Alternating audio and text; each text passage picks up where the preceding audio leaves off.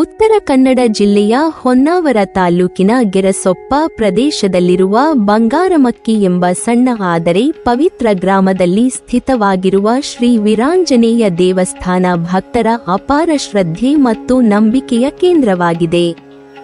ಪಶ್ಚಿಮ ಘಟ್ಟಗಳ ಹಸಿರು ಸೌಂದರ್ಯದ ಮಧ್ಯೆ ನೆಲೆಸಿರುವ ಈ ದೇವಾಲಯವು ಪ್ರಕೃತಿ ಮತ್ತು ಆಧ್ಯಾತ್ಮಿಕತೆಯ ಸುಂದರ ಸಂಗಮವಾಗಿ ಕಾಣಿಸುತ್ತದೆ. ಶ್ರೀ ವೀರಾಂಜನೇಯ ದೇವರು ಅಂದರೆ ಹನುಮಂತನ ಇನ್ನೊಂದು ರೂಪವಾಗಿದ್ದು, ಶಕ್ತಿ, ಭಕ್ತಿ, ಧೈರ್ಯ ಮತ್ತು ನಿಸ್ವಾರ್ಥ ಸೇವೆಯ ಪ್ರತೀಕನಾಗಿ ಪೂಜಿಸಲ್ಪಡುತ್ತಾರೆ. ಈ ದೇವಸ್ಥಾನದಲ್ಲಿ ನೆಲೆಸಿರುವ ವೀರಾಂಜನೇಯ ಸ್ವಾಮಿಯನ್ನು ಭಕ್ತರು ತಮ್ಮ ಸಂಕಷ್ಟಗಳನ್ನು ನಿವಾರಿಸುವ ದೈವಶಕ್ತಿಯ ರೂಪವಾಗಿ ಆರಾಧಿಸುತ್ತಾರೆ.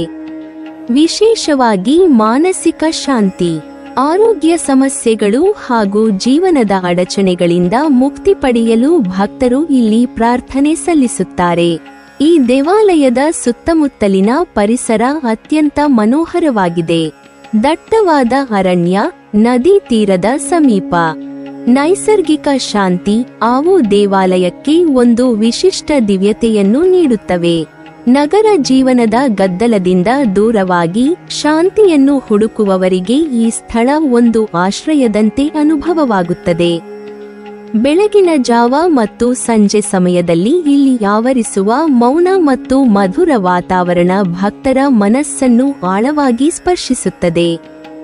ದೇವಾಲಯದಲ್ಲಿ ಪ್ರತಿನಿತ್ಯ ನಡೆಯುವ ಪೂಜೆ, ಅರ್ಚನೆ ಹಾಗೂ ವಿಶೇಷ ದಿನಗಳಲ್ಲಿ ನಡೆಯುವ ಹಬ್ಬ ಹರಿದಿನಗಳು ಗ್ರಾಮಸ್ಥರಲ್ಲಿ ಧಾರ್ಮಿಕ ಭಾವನೆಯನ್ನು ಬಲಪಡಿಸುತ್ತವೆ. ವಿಶೇಷವಾಗಿ ಹನುಮಂತ ಜಯಂತಿ, ಶನಿವಾರದ ವಿಶೇಷ ಪೂಜೆಗಳು ಮತ್ತು ವಾರ್ಷಿಕ ಜಾತ್ರೆ ಸಮಯದಲ್ಲಿ ದೂರದೂರಿನಿಂದಲೂ ಭಕ್ತರು ಆಗಮಿಸುತ್ತಾರೆ.